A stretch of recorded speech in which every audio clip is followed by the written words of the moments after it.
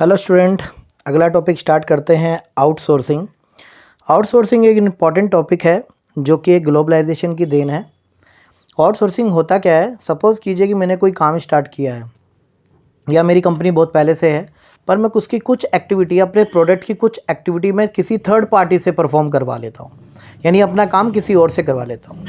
जैसे कि मारुति कंपनी है, तो मारुति कंपनी थोड़ी ना पूरी गाड़ी खुद ही बनाती है, उसके कुछ पार्ट्स वो वहीं बाहर से बनवाती है, तो उसको बोलेंगे कंपनी आउटसोर्सिंग कर रही है। तो यहाँ मीनिंग पढ़ते हैं, the business practice of a hiring a party outside a company to perform service और create goods that were traditionally performed in house by the company on employ and staff.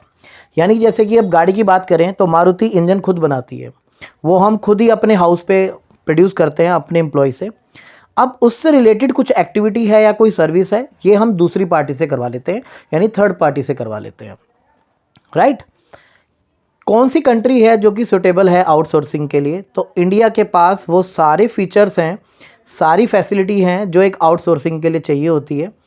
आपने English के लिए skills, यानी उनके लिए English बोलनी आनी चाहिए, सस्ती लेबर भी है हमारे यहाँ पर, और अच्छा इंफ्रास्ट्रक्चर भी है। पूरे गुड़गांव में मोस्ट ऑफ द जो कंपनी है वो सारी आउटसोर्सिंग के बेस पर काम कर रही है। वहाँ पे लोग जाते हैं और वहाँ पे जो काम होते हैं वो दूसरे देशों के काम होते हैं, तो इसलिए एमएनसी कंपनियाँ जो है वो गुड़गांव में आती है और हमारे देश की जो लेबर है उसको हायर करती है, राइट। अब आप यहाँ देखेंगे, यहाँ पे 1991 से पहले की बात कर रहे हैं, 1991, यानी इकोनॉमिक पॉलिसी से पहले की बात देखी जाए तो हमारी इकोनॉमिक क्लोज थी, आउटसाइड वर्ल्ड से कोई लेना देना नहीं था, अच्छा इंफ्रास्ट्रक्चर भी नहीं था, राइट, कोई कंप्यूटर इंटरनेट नहीं थे।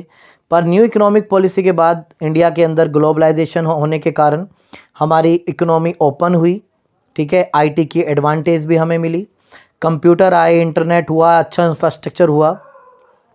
ऐसी कौन कौन सी सर्विसेज हैं जो आउटसोर्सिंग के लिए दी जाती हैं? जैसे कोई भी वॉइस बेस्ड बिजनेस होता है, जैसे कॉल सेंटर्स जो होते हैं वो चल जाते हैं आउटसोर्सिंग में। Book keeping, accounting, banking service, teaching भी और मेडिकल जैसे आइटम भी जो हैं आउटसोर्सिंग में पॉसिबल है।